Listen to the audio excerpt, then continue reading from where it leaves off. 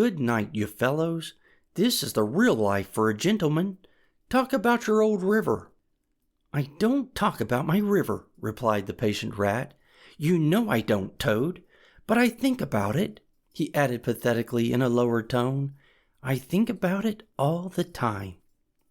The mole reached out from under his blanket, felt for the rat's paw in the darkness, and gave it a squeeze.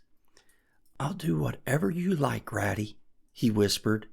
"Shall we run away tomorrow morning, quite early, very early, and go back to our dear old hole in the river?"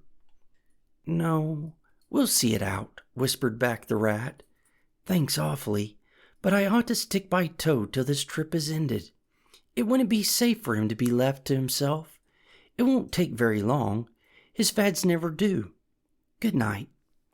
The end was indeed nearer than even the rat suspected. After so much open air and excitement, the toad slept very soundly, and no amount of shaking could rouse him out of bed the next morning.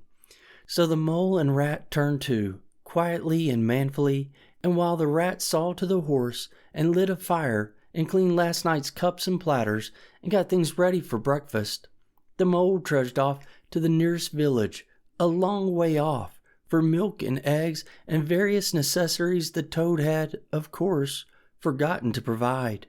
The hard work had all been done, and the two animals were resting, thoroughly exhausted, by the time Toad appeared on the scene, fresh and gay, remarking what a pleasant, easy life it was they were all leading now, after the cares and worries and fatigues of housekeeping at home.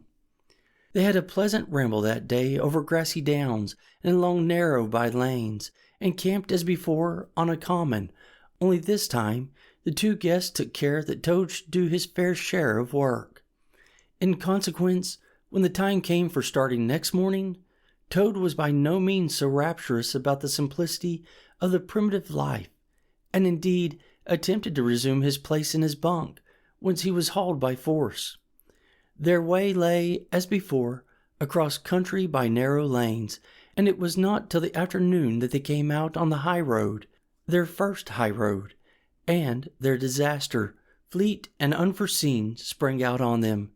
Disaster momentous indeed to their expedition, but simply overwhelming in its effect on the after career of Toad. They were strolling along the high road easily, the mole by the horse's head, talking to him, since the horse had complained that he was being frightfully left out of it, and nobody considered him in the least.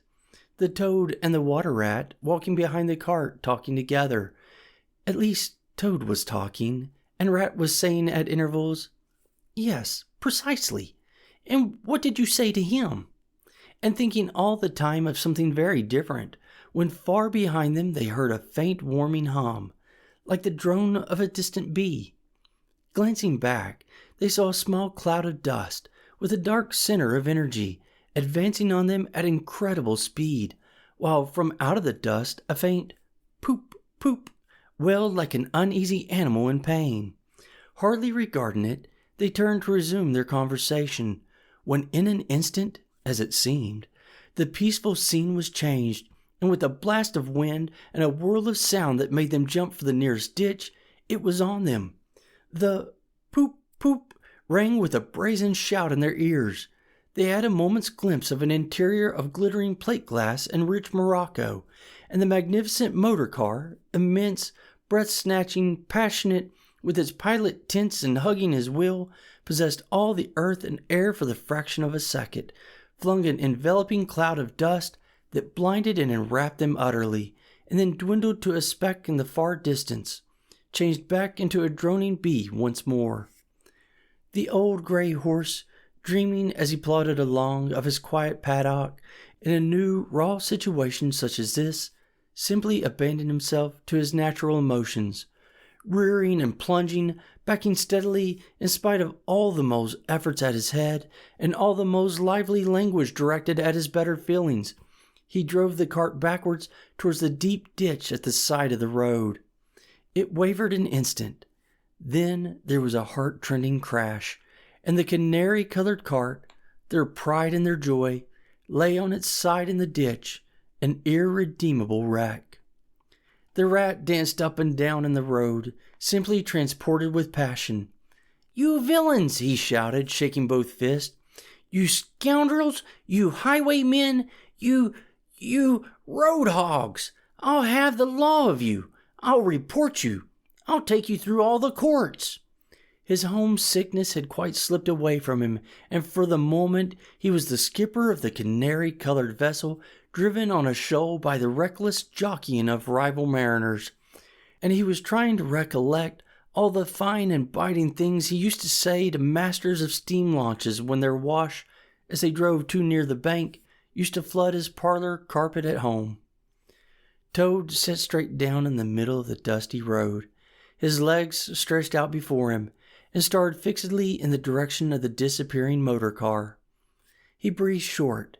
His face wore a placid, satisfied expression, and at intervals he faintly murmured, "Poop, poop." The mole was busy trying to quiet the horse, which he succeeded in doing after a time. Then he went to look at the cart on its side in the ditch. It was indeed a sorry sight.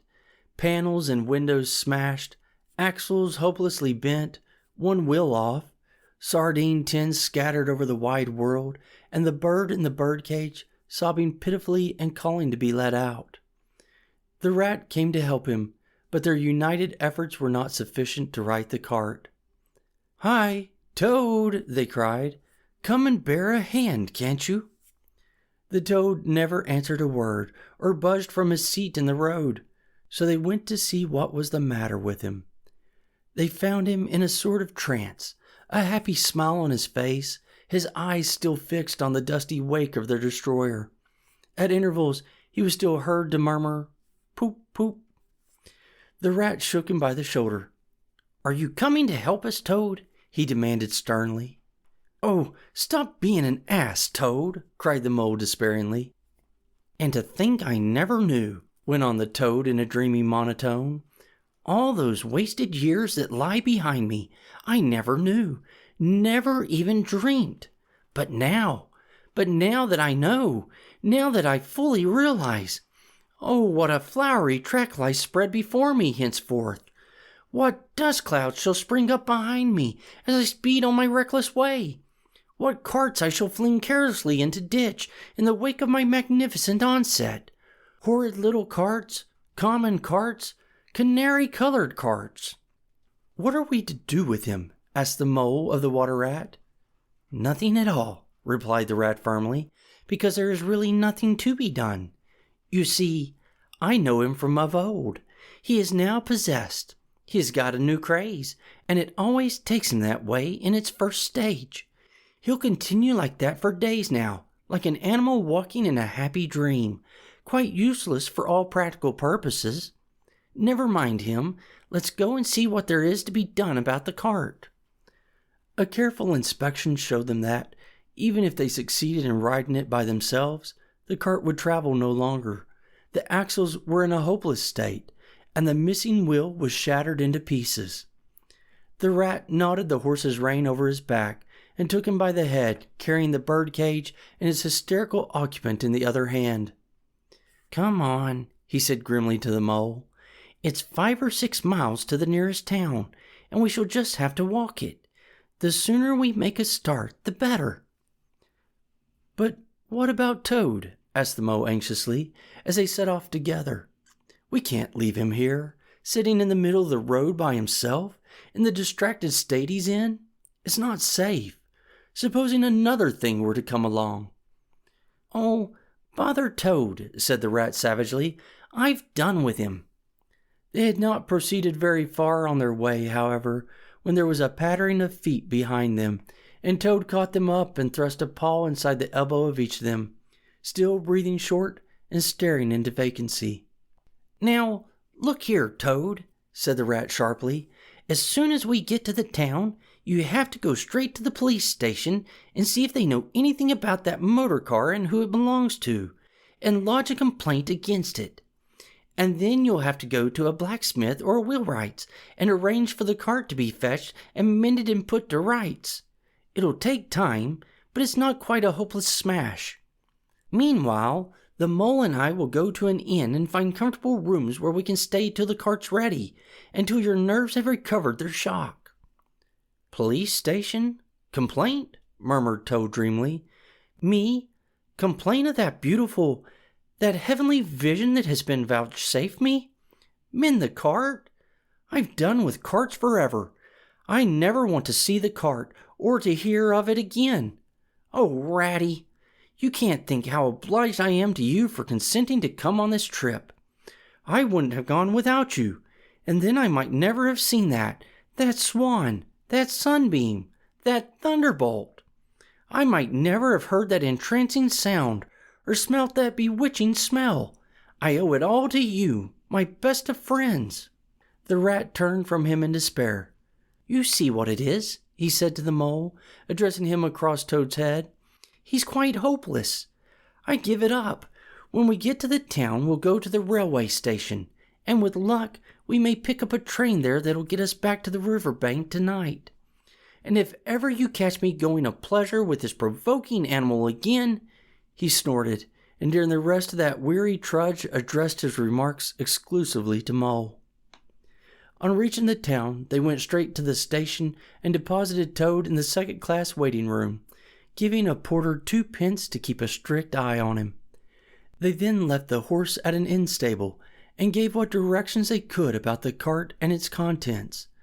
Eventually, a slow train having landed them at a station not very far from Toad Hall, they escorted the spellbound, sleepwalking Toad to his door, put him inside it, and instructed his housekeeper to feed him, undress him, and put him to bed.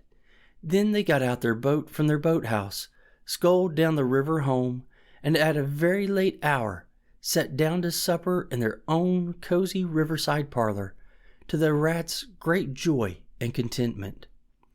The following evening, the Mole, who had risen late and taken things very easy all day, was sitting on the bank fishing, when the Rat, who had been looking up his friends and gossiping, came strolling along to find him. "Heard the news?" he said. "There's nothing else being talked about all along the riverbank. Toad went up to town by an early train this morning, and he has ordered a large and very expensive motor car."